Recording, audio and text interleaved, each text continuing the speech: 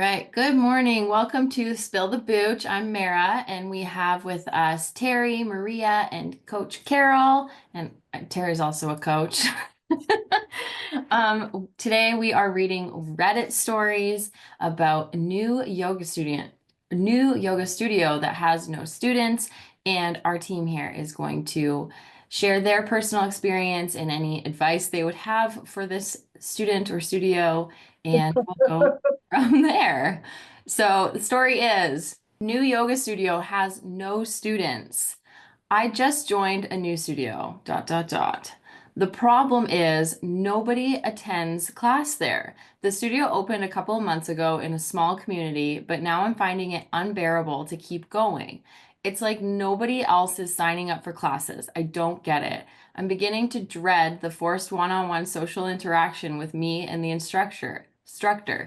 I prefer a group dynamic where I can just blend in, zone out, and do my practice. Not really looking for advice. I just want to vent. Anybody else come across a similar situation?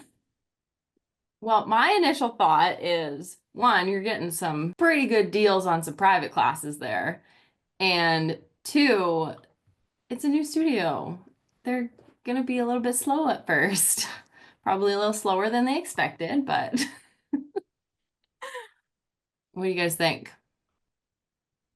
What would you do if this was your studio and this happened to you? Hire a business coach for God's sakes before I open, so I would know what the fuck I was doing to get new people in the door. I mean, Yeah. that's I my mean, initial thought. it's not something that people think about, like working with business coach and like figuring out, or even like, I don't know, just figuring out how to run a business before you open a business. Like, what do you need to do to get people in the doors and all that? Yeah. Carol, what would you do if you opened a new studio when this happened? Well, my first question is why isn't that person telling their friends, like, please come to Mhm. class with me? Like Yeah. that's where it's like, Yeah. I really actually like the space. It sounds like they've gone multiple times, so there's something good happening there. And if I was a studio owner, I'd trying to be tapping into that. Like, you're coming all the time. Look at, Yeah. expand that reach. But yeah, hiring a business coach would be top priority and pretty like emergency at that point if it's been a couple of months down to like just one person a class. Yeah. Like it says it's a small community, but like how small of a community are we talking here? Well, and the other thing too is obviously it's one person's perspective and going to one class, and typical patterns with yoga people is that I know before I owned my studio, I practiced at pretty consistent times because of work. Hmm. Right? And then I noticed that when I owned my studio, that you would have the morning population was completely different than the evening population. Weekends were a mixed bag, but there's definitely distinct populations of people. So it could be that this person is going to a time where they just don't have a lot of activity at that time. However, to Carol's point, yeah, invite your friends. Also to the if it is a small community and she something, obviously not having the whole story, it's hard to say, but simple things, good old fashioned guerrilla marketing, flyers up around town. Where's the if there's a co-op in town, what's the local coffee shop? Or do like, I just had a client did a free yoga weekend, and I just posted about it in our network, and they came in at 180% of their goal for the That's weekend, and then brought in Yay. a bunch of new people, signed up a bunch of people new for membership. So there are definitely things beside my initial comment, which was, yeah, hire a coach. But there's definitely things you can do to get people in the doors. And then the other thing, depending on the size of the community, it can be a struggle if you're in a very small market. Mhm. And those things all have going back to, if you're looking to open a yoga studio, having the resources to plan and understand your market and what is a realistic goal for what you can make in terms of a sales goal. How big should it be? How many clients, what's your income per visit, and what's your income that you can expect on X number of classes and things like that. These are all things that can be calculated, even before you decide to even before you decide to sign a lease. Yeah. In fact, Carol, you've worked with some new clients that have brand new that open their doors. Oh yeah. Uh-oh, is she Uh-oh, you frozen? froze. Oh no. The Oh, population in the area. Did I freeze? You I think yeah, I froze. froze. yeah. We can We hear you heard now. just the population. Oh, fun internet. Oh, Okay, fun. well, Okay. while Carol, before she comes back, let's just like flip the script a little bit. If you were the yoga teacher teaching these classes, what would you do? Terry, Maria? Maria, why don't you go chime in, Maria? I mean, I've been there. I've had like I feel like it was maybe in the summertime there was a couple of weeks where every class I taught had one, maybe two people in it. Mm-hmm. It was awkward. It was really hard. The first one probably always would be. It's like, Yeah. It was just like a giant room with like two people that were just at opposite ends of the space. They did not want to be anywhere near each other. did you One of make them was them just move doing closer? whatever she wanted. Yeah, did you try to get them to come in closer? No, I didn't. Oh, I would always like, come on, guys, cut it up, cut it up. Yeah, that would have been a good idea. Come on in. I If mean, it happens again, we'll do that. we just some things to do as an instructor, and this is how I built my classes before I owned a studio, because I was a professional, whatever. I supported myself teaching yoga for a decade, and it's not an easy thing to do. So you Yeah, I have don't know how you did that. I did have a side gig in that I repped a line of yoga clothes as well. And I traveled up and down the East Coast, Eastern North, like from New York up to Maine, doing trunk sales on the weekends. But still, some of the things, it's just like oftentimes studios, particularly a new studio, if they have teacher comp cards, like ask the teacher, hey, can I get some free passes that I can hand out for my class, right? Invite your friends to come. And if when the students are there, ask them directly, like to Carol's point, is like, hey, you got some friends? Bring them on in. We've got this great intro deal. Most studios have some type of an intro deal. And if I am this, and it was really to the point of seriously no people in class, I would make my intro like $19 for 2 weeks, I mean, just make it such a ridiculously cheap, and I mean cheap offer just to get people in the doors and An then wow them. irresistible offer. An irresistible offer to get people in the doors. And then from there, just have a great sales funnel and reach out to get them on whatever your goal membership is. And for those of you listening, the holy grail of any, class-based business, or actually a lot of businesses, is reoccurring revenue. Mm-hmm. Hell, I was down in Tennessee last week at a yoga studio down there taking some classes with a friend of mine who's going to do their YTT at this studio. And we went out to this a brewery one night. And it's a local brewery, make their own beer. They have a brew pub club where you can sign up for a membership every month. Brew Pub Club? A brew pub club. That It's a sounds fun. reoccurring membership. You get your own mug, right? Oh, cool. You get your own mug, you get, weekly specials on. I'm like, wow, what a great idea. A brew Yeah. pub club, right? So recurring revenue is a sustainable thing that helps your business with cash flow. Yeah. So ideally some type of membership that recurs regularly. Yeah. Yeah. Okay, we're gonna dive into the comments in a second here, but I just want to hear what Carol had to say about since she's been working with so many new yoga studio owners, like opening up their studio. So, any big tips and tricks from Coach Carol? Well, I mean, just jumping off what Terry was saying, it's like based on the size of the room, based on the population of your area, based on the pricing that you're planning to offer and what would hopefully fly in your area, you can get a lot of that, what would be actually expected, at like a 50% fill rate or a 70% fill rate. So Yeah, it's something you can really plan for and at least try to be aware of before you even open the doors so that something like this isn't sort of shocking to you. Yeah. Um, and yeah, I think it's important as a new studio, we always say this, you need a pretty decent amount of reserves just in case. You know, at least 3 months, 6 months is even better of expenses so that you're um, prepared for something like this. And then a lot of times, like we did just sweat equity, like we worked our butts off, you know, but I was very young, so I could do that. And it was Well, hey, just, I wasn't so young when I bought my studio, and I still put in a lot of sweat equity as well. So, in fact, one of the very first things and tomorrow will be the 10-year anniversary of when I bought my studio.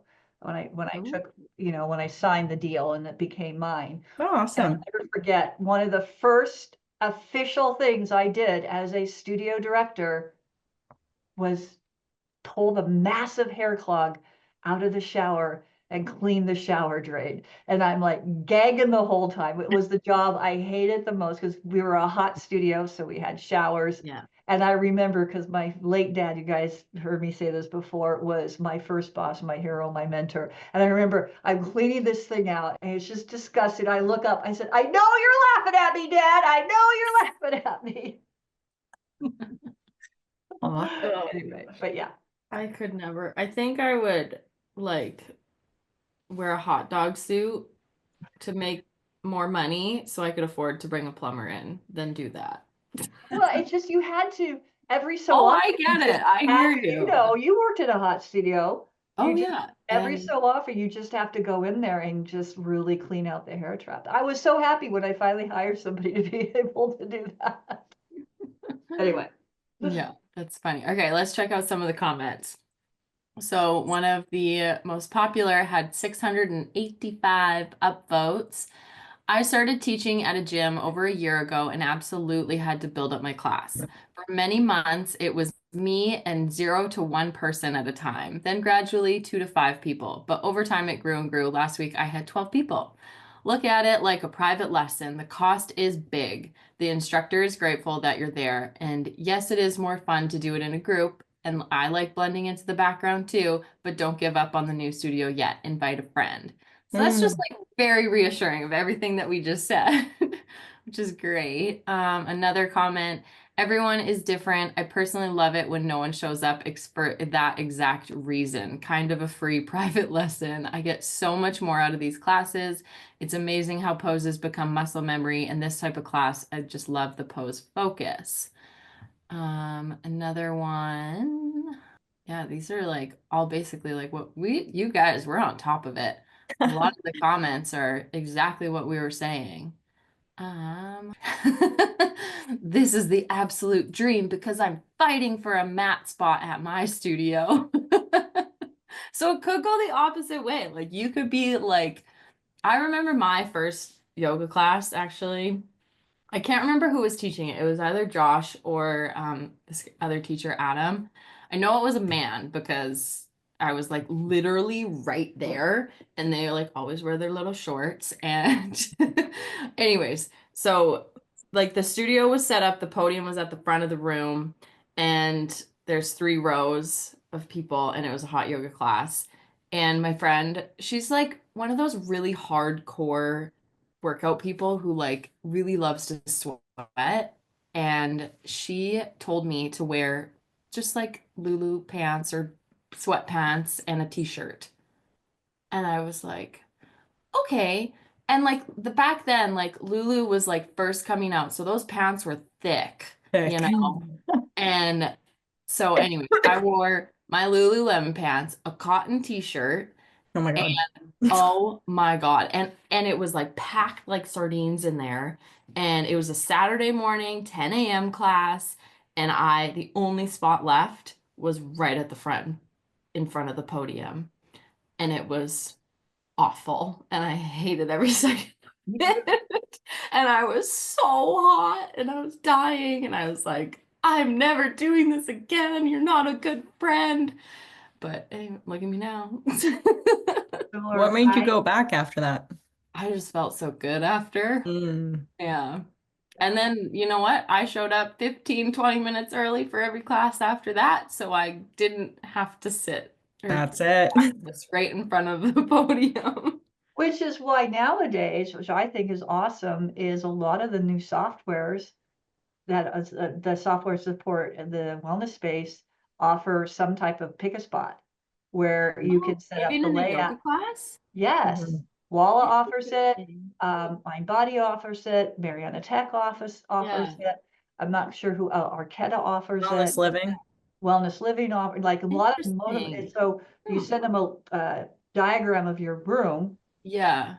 and then laid out with the mats. I And guess then, like yeah, a lot of studios like obviously have their mats set up like the distances and stuff from yeah, and then you just mark the spot somehow with a dot or a sticker and put the number. yeah. Think about like a spin studios of doing that, Yeah, like that's what spin I like. studio That's what the spin studio I go to. You pick your bike to now. They've reserve the changed bike. to moments. Right, a same exact thing. You can reserve, you can pick your spot in the room so that if you know, if the studio you go to or if you own a studio and you're experiencing that crush, particularly this time of year, the Mhm. January bump, it can really be a help smooth out the check-in and people, then you don't have the people, I would have people, I don't know about you guys, nose pressed against the door, waiting to get into class so they could get their spot, Yeah.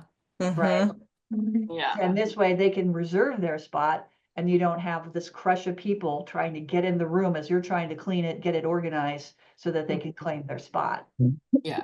Yeah, so just throw that out there. So anyway. Yeah. That's a good point. Yeah. I remembered this funny thing that happened just being in a small town. So I live in a small town. There's like maybe 3,500 people that live here. Mind you, like we're 10 minutes away from a bigger city, but I wanted to open a yoga studio here, and I wanted to do a coffee shop and a yoga studio because those are like the two main things in my life is yoga and coffee. And so I was like, I can have a Love it. business where I have both of them in one place. Hmm. My life is perfect. And all my husband kept saying, like, he would be supportive if that's what I actually like wanted to do. And I was like set on it. But he was like, okay, you think that people in this town want coffee and you make good coffee, well, make a big batch and go take it around, go door to door and offer them your coffee and see if they like it. And then also ask them if they would do yoga. And I'm like, this isn't 1935 here. We have the internet. And he's like, nope, that's how you got to do it. For one, he's never taken a yoga class before in his life. He doesn't drink coffee. So clearly, this is not a good business option for him. But oh, I thought it was funny. I was like, I mean, it probably may be because then it's like at this point, it's so different to do something like that. Hmm. People would be like, oh, that's interesting. Um, 3,500 is pretty small for a yoga studio. It is. And the deciding factor, like we have, like I said, we have a big city on one side and then a medium, like, well, I shouldn't say medium. It's like maybe 20,000 people, maybe Oh. 50, like probably 10,000. I don't know. Anyways, but like there's a lot of commuting and there's a lot of farmers around us. Um, and so anyways, and there's no real good like hot studio in the big city that I like live near. So there is some potential there. Hey, can I ask a question? Yeah. What's because like we've been talking to quite a few people lately who are coming from small towns that, Mhm. are struggling with this exact same issue. Yeah. So when you look at like a town and you're considering maybe buying a studio in that town or opening a studio in that town, what would you say is like, and like we're talking about small towns, what would you Mhm. say is like the minimum population that you would consider opening? Like 10,000? Ah, I would That's probably small. say like it would really have to depend on one, the size of your studio, how much your rent is, because that was the main deciding Yeah. factor it was a hard no. Like my rent itself would have been over $10,000 a month. Yeah, Right. And that that's just a complete And I'm no-go. like, Yeah. I'm going to need like 150 members off the Yeah. bat to make this worth it. And that's not even realistic. So to answer your question, I think like if it is a small town, but they do have lots of people that like would come from surrounding areas. I don't know, but it really depends on what your like expenses are going to be in your overhead and like if it's realistic to even get enough students in. What if the rent was low? If the rent was low, Like then under 2,000 a month? as long as you know you could have enough people to break even and then everything you do on top of that is going to be beneficial, I would recommend that they do something else, like have a coffee shop as well. Mm, Or some other So services. just to like get other people in as well, right. other 'Cause than even- just the yoga. Because I also had like I was gonna do the space that I was looking at, had really, really high ceilings. So I was gonna do like a loft part that's like a work what are those workspace Oh, places like that co-working? yeah, a co-working space as well, because so many people work from home around here. So I was like, I'll do a co-working space, a coffee shop, and a yoga studio, and it'll be the Sick. best. You That know, sounds awesome. basically, it's like we recommend, well, we say for about every 100,000 people, you want the formula is you need at least 100 new visits a month, first Yeah. visits a month. So if you take that, so if you're in like an area that has geographically like 50 to 100,000 people, you're probably going to be okay. But Mhm. the issue becomes when you're in a small community, like small being like less than 20,000, right, Carol? Mhm. And it's like then it becomes more of a challenge. And then you have to look at the demographics of the area, because keeping in Yeah. mind what's the medium income Mhm. in the area, right? If Yeah. the medium income is, depending on where you are in the States or Canada, if the medium income is, not sustainable, like let's say the medium income is only $30,000 a year, then that's probably not going to be a great demographic unless you're willing to have a yoga studio that has a membership that's $49 a month or something like that. I have a Right. fairly newer client that's in somewhat of that situation. Is they're in a very small rural community and their direct competitor is the YMCA, Mhm. Mm, and their full membership, and that includes yoga and all the stuff, is like $59 a month. So it's not to say you can't do it. You can create strategies around that, and like taking classes with certified trained professionals that blah blah blah. There's definitely ways, and we're doing that. Mhm. But that's something you really have to take a hard look at. And then are people, if they're in the town, are they commuting out of the town? Does everybody have to commute out? So then it's like, oh, well, that means I need to have really early morning classes. Yeah. If everybody's leaving, to commute to the bigger city, and if it's a farming community, well, you've got to figure out when you have the classes. mm. And this is where if you're a yoga teacher or something, it does like you have to take a good hard look at what is your goal? Is this just going to be a passion project and you have other sources of revenue Just so that you can finally have a good yoga class near you. Yeah, not worth it. I mean, if you have the resources to do that, but Yeah. keep in mind, because I'm in that predicament where I am here in Mhm. my community, there is not a good hot studio. And sure, I could open a studio, and Mhm. it's not even the financing of it. It's more, and I'm in a big enough metro market that I know it would be successful. The thing is that teachers, Yeah. you got to find certified, qualified teachers because that's your product. And I'm not about to open a yoga studio to teach all the classes. That's a no-go. That's a no-go. That's Yeah. also yeah, like I'm not a yoga teacher either, so that would have also Yeah. a lot of my friends are yoga teachers, but they've unfortunately moved on with their lives and I'm like, come back to this small town and come and teach for me. And they're like, no Well, thanks. you can We'll speak. guest teach and that's it. When you opened your studio, you had a business part, but you guys were teaching all the classes, right? Yeah, yeah. We had 3 classes a day, and we would either teach one and take two or take two and teach one. So we were just constantly there. Yeah. We did think ahead, and like we were closed on Thursdays because we noticed at the studio where we had been teaching before in Dallas, that was kind of a slower day. So we were like, sure, why not like just set that from the beginning? And people accepted it. And eventually we did open up Thursdays, but we thought we didn't want to burn out. We're going to be teaching all the classes. Yep. And so we took Thursdays off for a while. You know, and, Random. It worked. there's nothing wrong with this. There's no law that says if you own a yoga studio, you have to be open 365 days a year. And in Yeah. fact, I don't, identifying the day of the week, that maybe, or not, you can just decide, all right, we're going to be closed. I have a client that a while back, they were closed Mondays.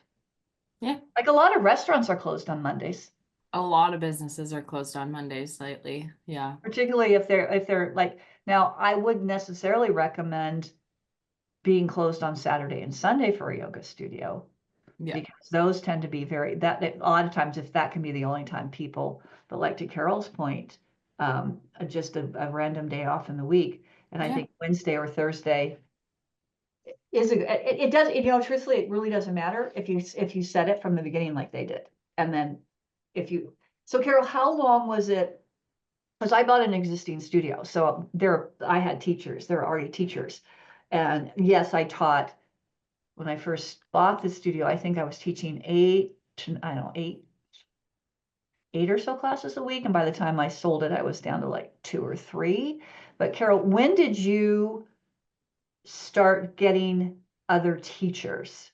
When was the point where you guys were like, okay, now we're ready to hire other teachers so that we don't? Well, that's a good question. We opened in September, and there was a teacher training going on where everyone graduated mid to late November. And so it was just a few months, Few and months. we added gradually, very gradually. My husband was teaching for us for a year until we were like, okay, you go on do something else. And then like we had more regular teachers, but other teachers rather. But yeah, it wasn't terribly long before we started hiring other people. Yeah. And yeah, it was, but we just, in the beginning, I think we were really concerned about expenses, and we just wanted to make sure that quality was there. We felt really good about the classes. And I was just thinking about we had our first class on a Friday night, and the next morning for the first, Saturday morning AM class, we had one person show up. And so, like, I think I taught and maybe my business partner took. So it was the only class where there were 2 people and only one person showing up. And from then on, we had more than that. So it was just one day. I always remember like, ooh, we were kind of like, ooh, but then it picked up from there, right? It was just that one Saturday morning, Yeah. and then Yeah. we were good after that. But Yeah. yeah. Yeah, that's something really, if you're planning to open a yoga studio, to think about is it sustainable if you're teaching all the classes? Where's the work-life balance? You just can't do it. Yeah. So Yeah. ideally, part of the thing we coach towards is, okay, plan to have staff. Mhm. And one of the things we talk about is the first hires. If I had to do over, the first hires would not be yoga teachers. It'd be desk staff. Yeah, like to handle all the other. I mean, I feel like a lot of yoga studio owners start as like kind of the everything. Like I know Josh and Jenna, when they opened their studio, it was just them and baby Arjuna.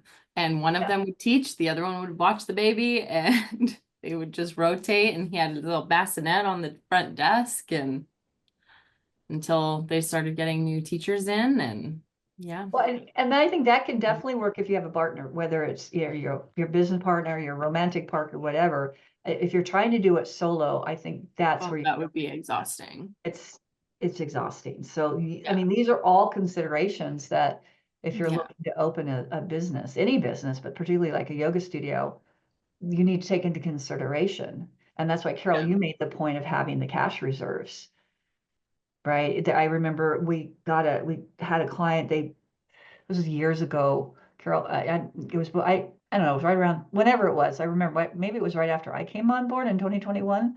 It was already too late, and Sorry. it was a client. We didn't even take them on because they had opened their studio, got to the end of the first month and said, how do we pay our bills? They had no money. They did the whole thing on credit cards, and the credit cards were maxed out, and they had absolutely no reserve after their first, by the end of the first month of business. I think they managed to stay on for me a couple months, but then they went under very quickly. And that's a lot of reasons why it's a grim statistic, but Yeah. something like 80%, at least in the United States, 80% of small businesses fail within the first 2 to 5 years. And it's usually because of cash flow. Yeah. And the restaurant business is even higher. It's like 95%. Crazy. So ways to avoid that is planning before you open. Yeah, there's so many different things you can do and ways you can get support and advice and all of that kind of stuff. It's literally, I mean, it's a big risk taking, like opening a business, and it can be very rewarding. Yeah. And journey and all that fun stuff. But that's it for today. Thank you so much, Terri, Carol, and Marija, for being here. And I hope you guys enjoyed hearing all of our fun stories and all of our tips and tricks about what you would do if your yoga studio was, or if you went to a class and there was only one person there, or that was your studio. Until next week, that's it. That's all. Go do some yoga.